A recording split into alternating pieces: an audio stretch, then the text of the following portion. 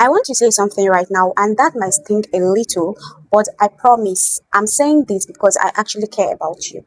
If you've been freelancing for a while now, whether it's 3 months, 6 months, or a year, and you still haven't landed consistent clients or any client at all, it's not because you're not good enough.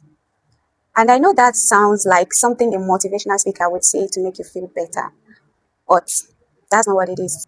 So here's the story most of us were told when we got into freelancing.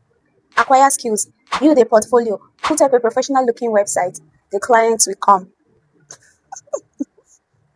And so we do just that. We take the courses, we practice, we build the sample project, we set up the Upwork profile, the Fiverr gig, the LinkedIn profile, and then we wait. And we wait. And nothing happens. So we think, oh, okay, maybe I need to take another course. Maybe my portfolio isn't polished enough. Maybe I need to learn one more tool. And we go back to preparing. This is what I call the preparation trap. And it is one of the most common reasons talented freelancers stayed broke for years. Here's the stats that should shake you.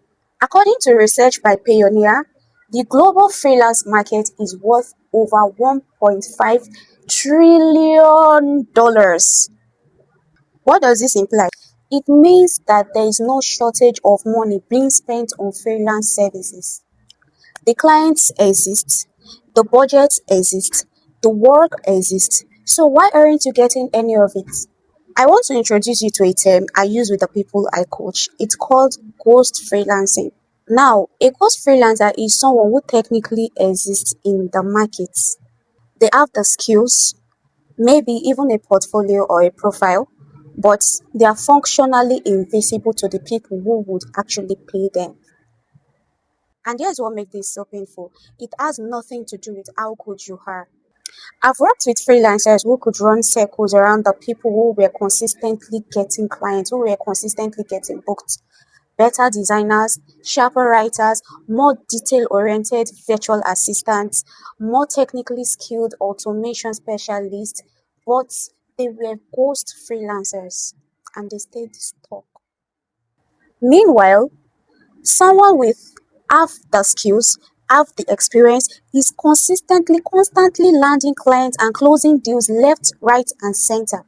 What's the difference, you might ask? The difference almost always comes down to one thing. The freelancer who is consistently landing clients, made themselves familiar to their ideal clients before the client even had a need for them. Their content, their presence, their positioning did the work for them even before they sent any proposal to a client.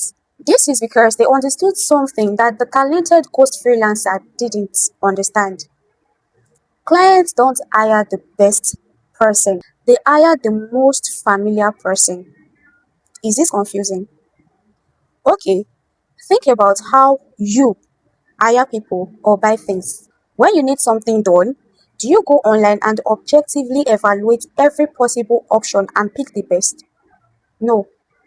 Instead, you think of someone in your contact list, someone you've heard of before, someone a friend or a family member had mentioned to you before, someone whose post you saw last week and you thought, oh, I think this person actually knows what they are doing, or I think this person does something that I might need help with. That's how potential clients think too. They are human, and most of them are busy. They don't have time to vet every proposal that people send to them. They don't have time to guess who might be a good fit for the job. So instead, they naturally lean towards the person that they already feel familiar with. Someone they've seen before, someone they've heard speak, someone they've interacted with in some sort of way. In simple terms, people don't always pick the best option. They pick the one that feels known and easy to trust. With that being said, I want to leave you with one question.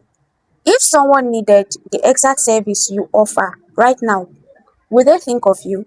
If the answer is no, then you have a visibility problem. Now, I want to be clear about something because I don't want you to feel overwhelmed after watching this video.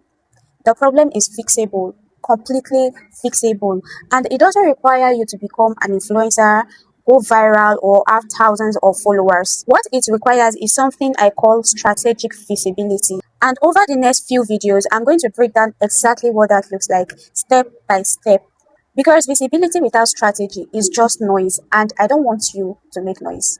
I want you to land clients. So make sure you subscribe, like the video, and hit the notification bell so that you can be notified when I post the next video. I will see you in the next one.